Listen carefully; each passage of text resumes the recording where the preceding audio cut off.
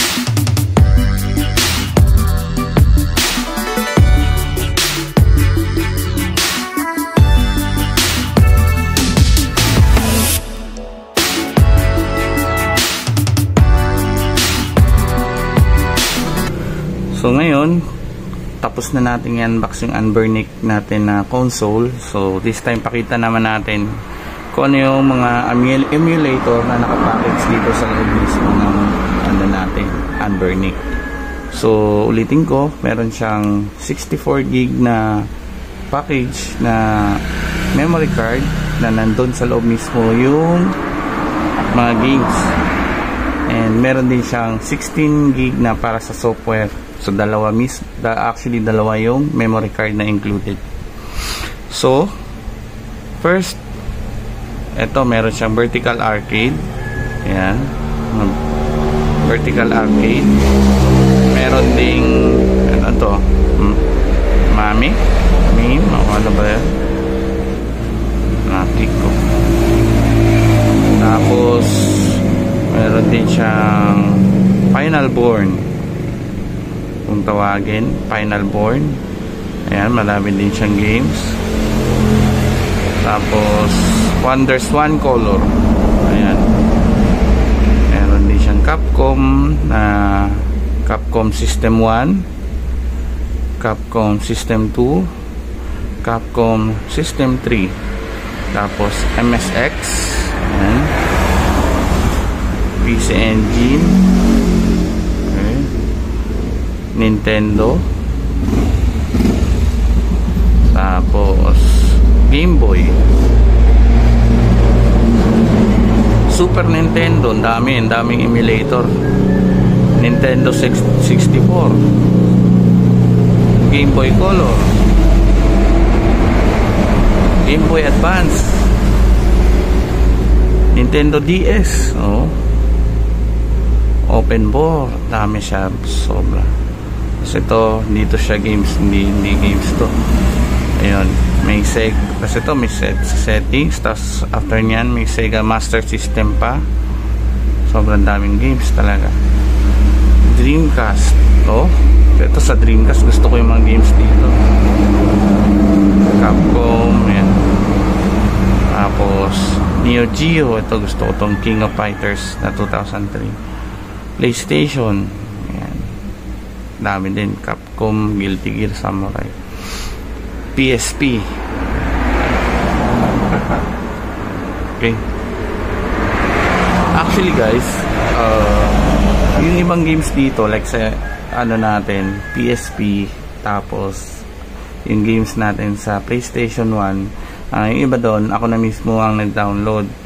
Sobrang dali lang din i-download ng mga games nito. Tapos ang gagawin lang natin, nanonood lang ako ng YouTube sa ibang mga vlog, tapos sinunod ko lang din yung instructions nila. So ulitin ko guys, bale yung pagkabili ko dito sa Game Extreme sa Lazada, 64 gig lang yung kasama ng memory card. And marami akong nababasa na re-review sa comment sa Lazada na lugi daw dahil 5,000 yung price or almost 6,000, pero 64 gig lang pala yung nakapaloob. Well, totoo naman, pero ang habol ko kasi sa Game Extreme is official store siya ng Lazada Mall, tapos may warranty siya na 1 year. And aside from that, ako na mismo nagsasabi yung mga games dito na iba pwede natin burahin. Gawin lang natin, pag-aralan natin kung paano magbura ng games at saka mag-install ng bagong games. Kasi sa totoo lang, yung ibang games na nakapaloob dito, hindi naman tayo lahat, hindi natin lahat magugustuhan. May iba na ayaw natin, may iba na gusto natin. So, pwede nating burahin. Instead na talag dito lang siya sa loob, burahin na lang natin. Mag-download tayo ng bagong games. So, pwede nating pilian kung ano yung gusto lang natin na games. Diba? Sa nagustuhan ko dito yung screen. Yung screen niya, hindi ko sure kung OLED or LCD, pero sobrang linaw talaga sa actual nung screen nito. Ayan. Pag naglaro tayo, subukan natin maglaro. Diba? Ang ganda ng niya, quality ng screen. Sobrang tingkad ng kulay, accurate na accurate. Tapos sa ganda pang hawakan, sobrang komportableng hawakan. Sakto lang yung kapal, yung bigat, yun, diba?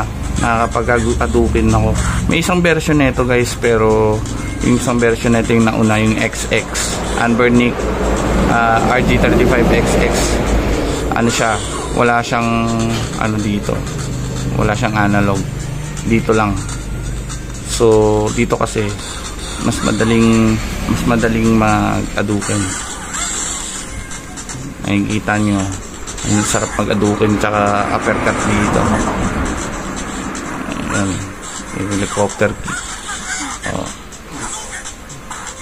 Diba?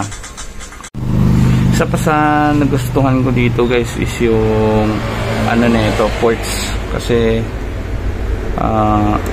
madalas na cellphone natin ngayon Type-C na. So nangyayari, kailangan magka-size yung charger natin para hindi tayo nagdadala ng maraming cable. Like for example, yung cellphone ko, ito, pwede kong gamitin yung charger na ito as a charger din ng Anbernic natin. So kikita nyo yan sa taas, guys. Ayan, Type-C na rin siya. Then ito yung charger niya, actually Type-C. Tapos yung sa taas pala, dito tayo magsasaksak ng mga accessories. Like for example, may kakabit tayo na dangle na controller, papakita ko sa inyo mamaya. Tapos sa taas, yun lang, mini HDMI. Mas maganda sana kung full head na HDMI size na yung original size niya. Pero okay lang din, at least meron. Makakapag view tayo sa monitor, external monitor, ikakabit natin. Tapos ito, headphone jack, nakikita nyo rin, yan. So importante ito kasi kung gusto natin ng mas maganda yung tunog, I mean gusto natin gamitin yung headset natin. So ayan, power button, reset button, memory card slot, volume rocker dito sa gilid, sa kabilang gilid. So maglaro tayo ulit, pakita natin yung dangle dito, kakabit sa taas sa Type-C. Yun lang guys, wala pa akong mini HDMI para sana ikabit ko dito sa taas, para ikabit ko sa monitor. So sa susunod na vlog ko pwede kong i-upload na pag nakabili na ako, naka-order na ako ulit sa Lazada. Pero ngayon, i-test muna natin yung controller. So ito guys, yung Type-C na hub, nakakonect to dito. So ito yung dangle ng controller ko na Logitech. So ganito yung magiging itsura niya habang nakakabit sa hub. Pwede siyang i-charge, yan, i-charge siya. Nakikita niya yung ilaw, tapos dito sa taas. Ayan. Pwede siyang gamitin habang naglalaro ka. Ayan. Tapos i-charge mo. Yun. Sa susunod, bibili ako ng HDMI para i-connect dito. Okay? So, yun lang guys. No? Salamat sa panonood sa unboxing na itong Anbernic natin. So, pag may mga tanong kayo, pwede kayo mag-comment. And, i-share nyo na rin yung video ko. I-like nyo na rin. And, mag-subscribe na rin kayo sa channel ko para mas magdumami yung pwede natin i-upload na videos. And sa mga susunod, marami pa akong pwedeng i-upload na unboxing galing sa Lazada. Hopefully nakatulong ako sa inyo guys na makapag-isip kung bibili kayo ng Anbernic console game sa Lazada. And sa susunod ulit guys, maraming salamat.